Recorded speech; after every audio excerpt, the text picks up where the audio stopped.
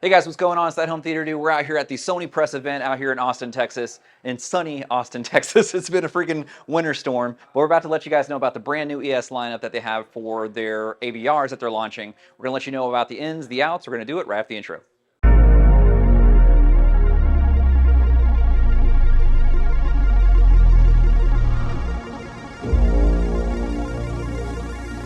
Hi, I'm Rob with Sony, and we're here today to talk about our brand new lineup of ES receivers.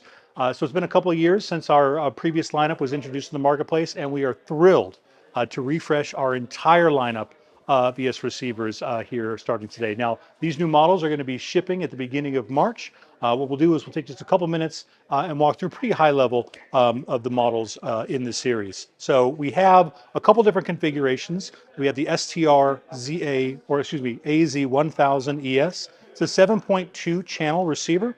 From there, we also have the STR AZ3000, adds 2 additional channels, a little bit more power as well as a few other minor changes that we'll talk about in a moment.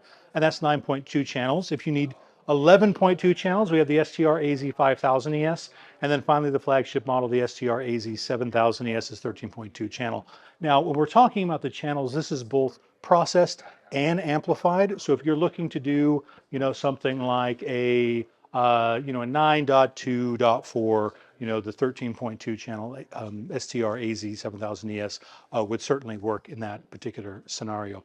Now, one of the things that Sony looks for when we're building our receivers, specifically in the ES lineup, is to make them as user and as integration friendly as possible. So all of the individual components within the receiver, we took a look at those from our previous lineup. They've either all been completely rebuilt from scratch or tuned or tweaked as necessary in order to make them as high performance or as improve the reliability as much as possible. So if we take a look at this particular model, we actually have a cutout for the top panel, which is some plexiglass to make it easy to see what's going on. And now this is the STR AZ7000 ES. One of the other changes that we've made is adding a wireless and Bluetooth module to our ES lineup. This enables us to do lots of cool things, including we now are partnered with Sonos. So if you have a Sonos ecosystem, you can connect your Sony ES receiver to that Sonos ecosystem and have direct control over all of those Sonos speakers, still using the Sonos app that natively is built in. We've also upgraded and are using a brand new ES power transformer that was designed specifically for use in our ES receivers. The flagship model here is obviously the most powerful, has the most tweaks that have been done to it. We've also made upgrades to the input and output. And I'll go ahead and turn this around here a little bit for the camera so you can see. So again, this is the AZ7000 ES.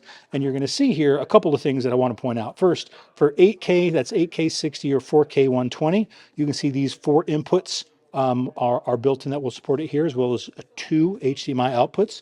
There are 2 additional, these would be HDMI 2.0B inputs as well.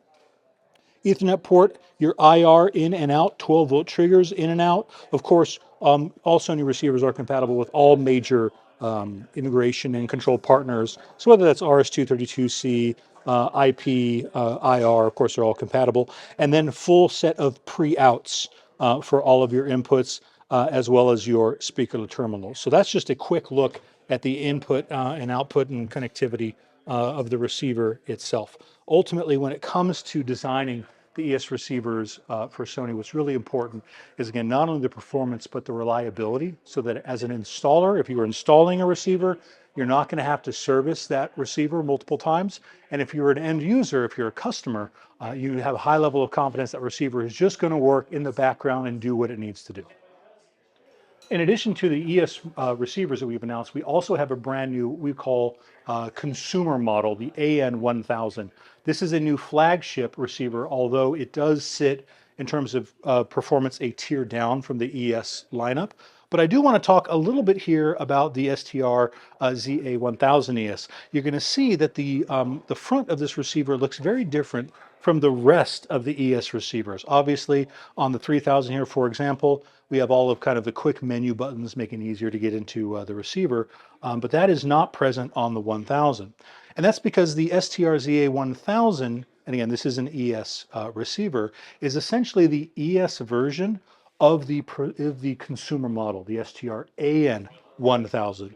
So very similar in terms of general performance, but we do have an ES grade piece.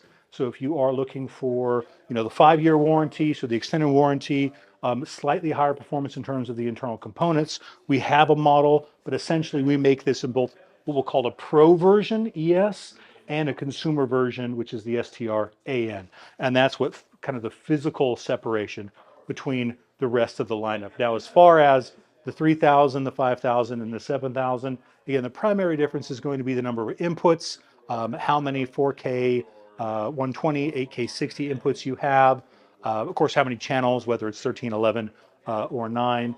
Other than that, they're more similar than they are different. But of course, we'll have the full specification breakdown on the Sony website where you can check out that information. Well, that's going to be it for this video. If you guys want to grab any of this information, we'll leave all of the context for this down in the description. You guys can research these. If you guys want to grab one of these, then you know who to contact. So that's all I got for you guys. If you guys like this content, make sure you give it a big thumbs up, share it with your friends, and subscribe. So we'll see you next time.